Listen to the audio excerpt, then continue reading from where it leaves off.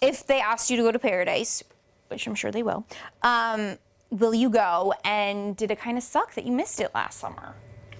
So what's crazy is it's 6 months away. Like, that's crazy to think that we still have 6 months until that even begins filming.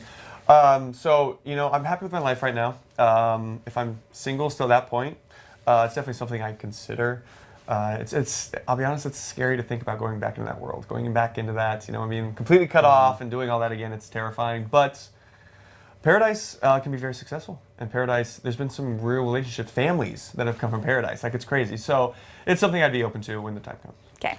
Yeah, and last summer, I just wasn't prepared to do it, right? So mentally, I wasn't there. And I candidly, when I came out of the show, I said to myself, I hope that I'm in a position next year at this time that I don't have to go on Paradise, that I find my person. There's 6 months until then.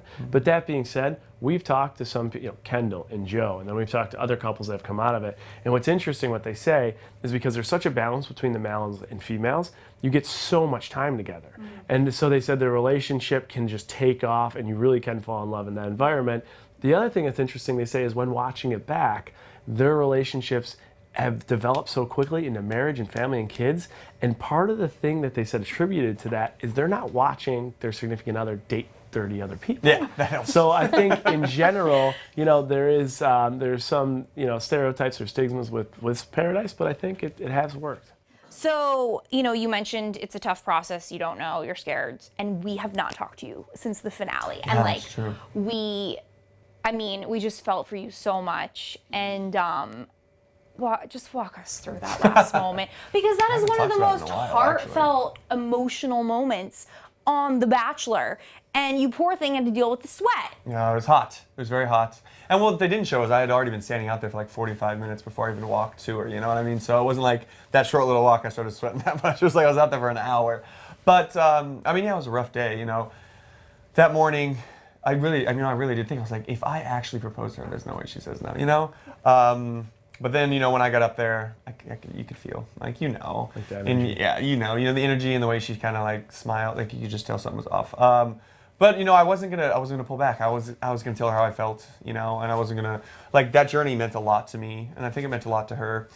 So yeah, I mean, I had to tell her how I felt, so I did that, and yeah, it was a tough goodbye. It was a tough day, for sure. Yeah. Yeah. It'll go down in infamy. Yeah.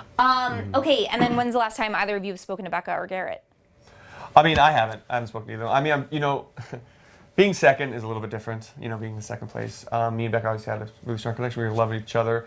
So I'm trying to be respectful of their engagement, of their relationship. And, you know, it's not something I'm going to, like, DM Becca. I'm not going to DM Garrett. Like, you know, so it's like, and obviously I don't have their numbers, you know. So, yeah, I haven't talked to either one of them. Yeah. So, yeah, Garrett and I were really close on the show. And I think the manner in which Becca and I ended things, it was really clean. We had a really good conversation. I think there's such a mutual respect for one another. And looking back on it, we did not end up going to the fantasy suite and taking our relationship to that next level. And I'm so thankful that knowing that she knew where she was, even though she really at that time couldn't communicate it to me, I'm so fortunate that we didn't take our relationship to that next level, because we now have a great friendship from it, and I'm good friends with Garrett, and they were so sweet. They called me on my 30th birthday party, and they were conferencing me, and we talked for like 45 minutes just catching up on life. So you go through this journey, and everyone goes through it at different stages, and everyone comes out at different stages, and that impacts the relationship without a doubt. And you know, we still keep in touch, and I'm happy for their happiness.